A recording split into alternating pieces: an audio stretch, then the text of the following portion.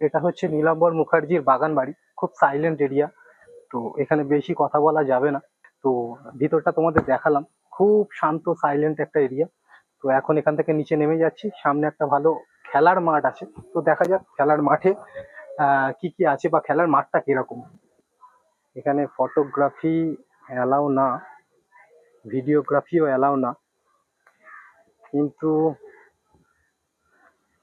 আমরা তাও করে নিচ্ছি। কিন্তু এখানে সাইলেন্ট এরিয়া, কথা বলাও যাবে না।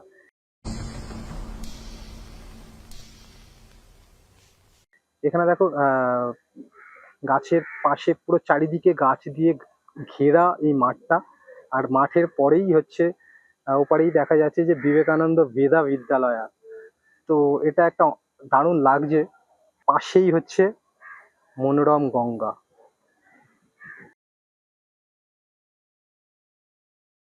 এই হচ্ছে নীলাম্বর মুখার্জির বাগান বাড়ি।